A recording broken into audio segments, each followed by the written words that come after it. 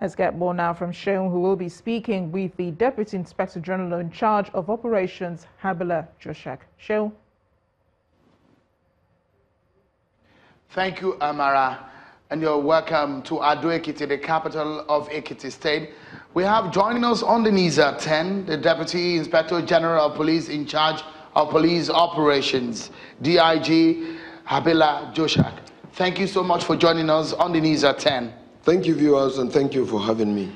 Let's begin by asking you, it's just a few hours before the election, in what has been described by observers as perhaps a militarized or over-policed exercise. What are your plans ahead of tomorrow to ensure that there won't be voter apathy or intimidation?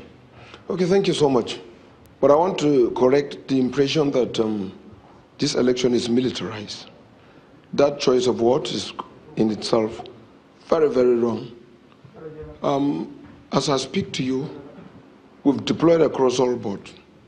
Everybody has taken position, except just few of them, being at the polling units will be achieved in the morning. But if walking distance from the place of assignment of these individuals, these officers that we brought, is achieved, we're just waiting for them to walk to their place of assignment. And that is the situation as it is now. When people say over-militarized or militarized process, they're talking about the level of deployment. You're having almost about 10 policemen to a voter in this exercise. Don't you think that may be too much? 30,000 police, not to talk of other sister agencies. No. The other sister agencies have given us the number of enforcement in personnel and in logistics, and we are the lead agency that have the authority to put together what they have. We are speaking for them, but the synergy is quite close, and they've realized that we need to be together. And so when we're talking about 30,000, we're talking across board the strength of the personnel that are to be deployed. Remember, you were in Anambra, we used 26,000. And with this 26,000, there were isolated cases of snatching of ballot boxes. There were some security challenges that could not be addressed as a result of inability to get the men to those places. And that has informed us of the need for the 30. 30 is nothing. We've already deployed. And today you've gone round. If you have, you would have seen that there's nowhere that is militarized. But it's unfortunate. Oftentimes people blame the police for not having enough personnel to take care of security challenges, whether it is headers, farmers, conflict or issues, and all of that.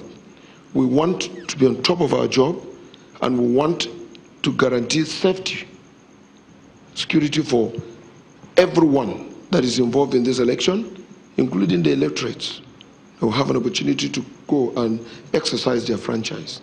So when we talk about 30, it's nothing to write home about. DIG, what is your latest assessment, especially those hot spots ahead of tomorrow? We did what we call trade analysis. That was done a long time ago.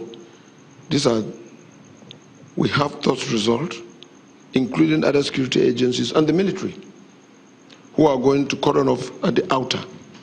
And this has informed us of bringing the 30. The 30 is just not even enough. So there'll be restriction of movement from what time to what time? Restriction of movement from 6 o'clock to 6 o'clock in the evening.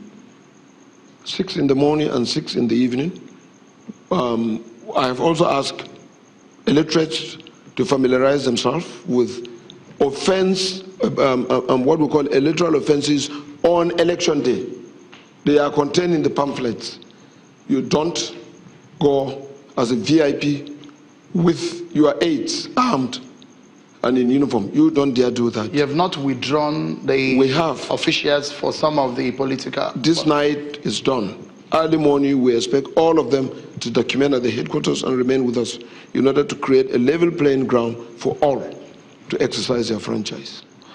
The issues of vote buying has raised a lot of concern for a lot of watchers and observers in this election.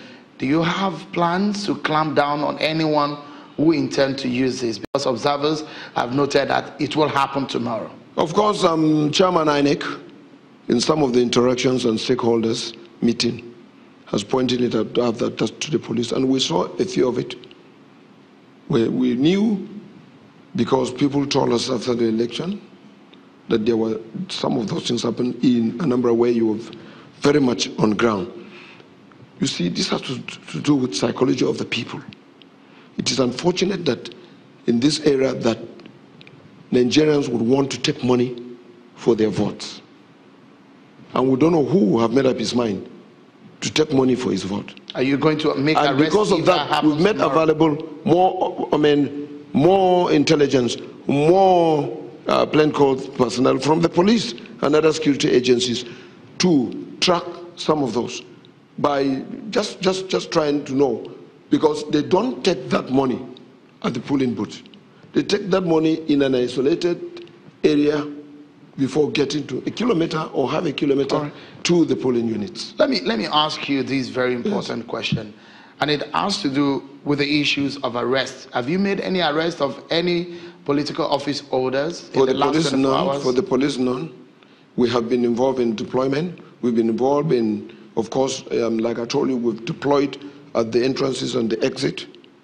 So the allegations of arrest being made? We haven't. We haven't. You don't have any people, any person in your custody? I haven't made any arrests, and there's none in my custody for now. For a lot of people who are watching you right now, preparing for tomorrow, yes, there are a lot of news around the world and in Nigeria. International communities are watching about this very exercise. What kind of confidence do you want to give them in terms of security? That is why we're here. And the only responsibility that we have in the process of this election is provision of security across all boards. We will try our best. And remember, for every election, we expect to raise the bar of security. And that's why the lapses that we notice in the election in Anambra has informed us of trying to fill the gap, bringing in these people. We have already deployed since yesterday. And I don't think anybody had complained of a congregation of police personnel trying to muzzle people, trying to militarize. That militarize was wrong. I think it's a word used to discourage police officers from performing their duties and getting an opportunity.